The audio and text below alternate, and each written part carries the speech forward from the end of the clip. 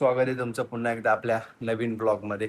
आणि आज आम्ही निघालेलो आहे पुण्याला. पुण्याला एक काम आहे छोटंसं, ते काम करण्यासाठी पुण्याला निघालोय. आणि हे बघा, संपदा पण रेडी आहे फुल. आजचा आउटफिट कसा वाटतं मित्रांनो? मी असे कपडे कधीच घातलेले नाही आहेत. घातलेले आहेत कपडे मी, पण ते कॉलेज टाइमच्या आधी. आणि आता तुम्हाला संपदा माझा आउटफिट दाखवेल पूर्ण. कसं दिसतंय मी नक्की सांगा.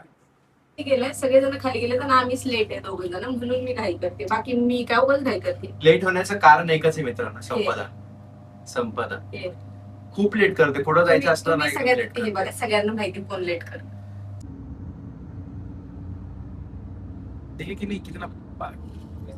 किती मस्त झालंय वातावरण इकडं. साईडला किती सुंदर धबधबे दिसतात आहे. समोरचं काही नाही दिसत आहे. गाडी चालवली पाहिजे.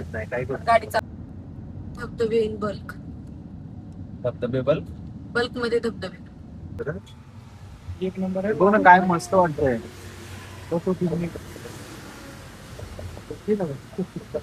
वाव. डोंगराचा माथा गेला. डोंगराच्या माथ्यावरचा झाला पाऊस चालू. कारण इथं पाऊस का पडतोय माहितीये लगेच? आता नव्हता, आता का चालू झाला? कारण ह्या डोंगराला ढग टेकलेत.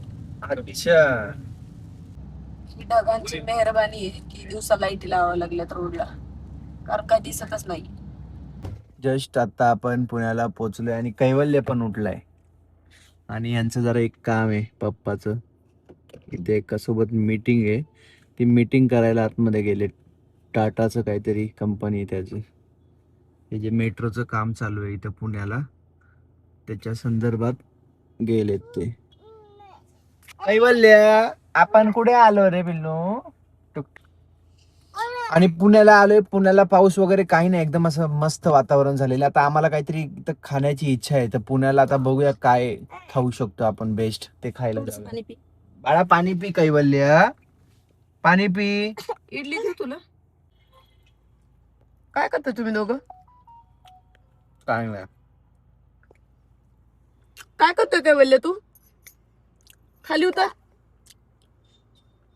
नाही नको तुला बिल्लू, बघत बस. पाऊस जास्त यायला लागला, करा बंद. नाही येते, चला मजा वाटते कैवल्याला. ह्याच्या आधी पण मी असं 2 वेळा कैवल्याला सनरूफ मधून बाहेर काढले डोक्यावरून. समोरून गाडी येते. बालेवाडीला इथे थांबलोय आपण खरं, पण कैवल्याने इडली खायला, त्याला कैवल्याला खूप आवडते. इडली खाते कैवल्य.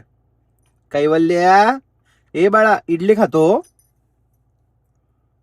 दे मला, दे मला, दे. मला दे इडली.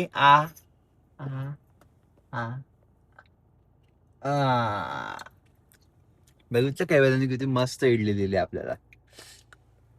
कैवल्याला ना आता सर्व गोष्टी कळायला लागल्यात त्याला. म्हणजे आपलं कळतंय पण आपण काय बोलतोय, आपण काय बोललेलं कळतं. सगळेजण ऑर्डर ची वाट बघते. काही बंद्याला फक्त खेळायचंय आणि त्याला साधे खेळ नाही खेळायचे. त्याला KFC मध्ये बसून जीव घेणे खेळ खेळायचे. ऐकतच नाही बिलकुल कैवल्य, बिलकुल ऐकत नाही. त्यांना असं वाटतं मी इकडून सगळ्या नवीन लोकांना नोटीस करतो. त्याला अशीच खेळ खेळायला लागतात.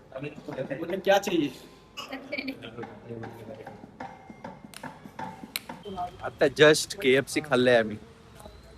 संपदा कसं होतं? एकदम छान. संपदाचा चेहरा बघून तुम्हाला कळलंच असेल की त्याला किती आवडलेलं आहे. हे बघा इथे होतं KFC, हे खाल्लंय, मस्त होतं. आता आम्ही पुण्यामध्ये जे आता निघालोय आम्ही मुंबईकडे. आता खोपोलीमध्ये पोहोचलोय आम्ही या चहा प्यायला. पाऊस बघा कसा होतो. पाऊस खूप जोराचा आहे. आणि आता निघालोय जिमला जाण्यासाठी.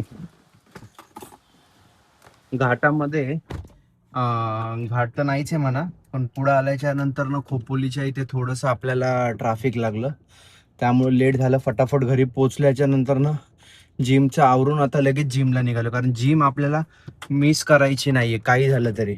आज आपला लेगचा वर्कआउट आहे, ते एकदम पॉवरफुल वर्कआउट होणार आहे. तर फास्ट जिममध्ये जाऊया आणि लेगचा वर्कआउट चालू करूया.